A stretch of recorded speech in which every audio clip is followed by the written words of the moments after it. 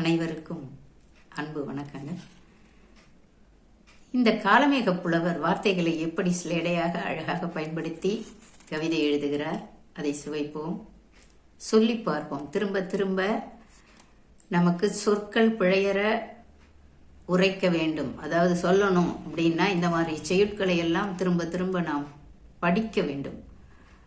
அப்போதான் நாப்பிழர் சொற்கள் நீங்கி நலமாக சொற்பயிற்சி எடுக்க முடியும்.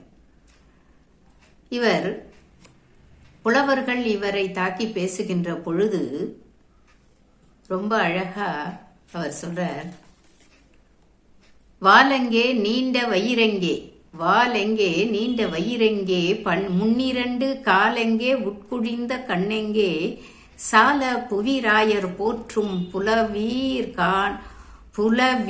காணி வீர், புலவீர் காணி வீர் கவிராயர் என்றிருந்த கால். வாலெங்கே நீண்ட வயிறெங்கே, முன்னிரண்டு காலெங்கே உட்குழிந்த கண்ணெங்கே, சால புவிராயர் போற்றும் புலவீர் கால் காணி வீர் கவிராயர் என்றிருந்த கால்னு சொல்ற. இதுக்கு என்ன அர்த்தம் அப்படின்னா, இந்த நாட்டையாலும் மிகுதியாக மன்னர்கள் மிகுதியாக போற்றக்கூடிய புலவர்களே, நீங்கள் கவிராயர்களா? கவிராயர்னா அதுக்கு 100 பொருள் குரங்கு. இந்த குரங்குகளுக்கெல்லாம் தலைவர்களா அப்படின்னு ஸ்லேடையா சொல்ல. இருந்தால் உங்களுடைய வாள்கள் எங்கே? அப்படி நீங்கள் கவிராயர்களாக இருந்தால் உங்களுடைய வாள்கள் எங்கே அப்படின்னா, வாள் குரங்குக்கு என்ன இருக்கும்?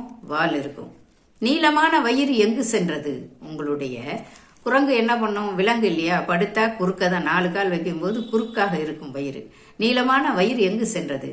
முன்பக்கத்தில் இருக்கக்கூடிய 2 கால்கள் எங்கே? முன்னாடி இருக்கக்கூடிய 2 கால் எங்கப்பா? குழியாக இருக்கும் குழி விழுந்த கண்கள் எங்கே? குரங்குக்கு கண் எப்படி இருக்கும்? இப்படிதானே இருக்கும்.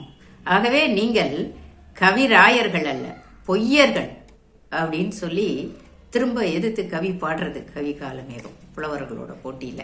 அவங்க சொன்ன, இவரை படித்து சொன்னால் இவர் அது ஸ்லேடையாக திரும்ப சொல்லக்கூடிய ஒரு பாடல்.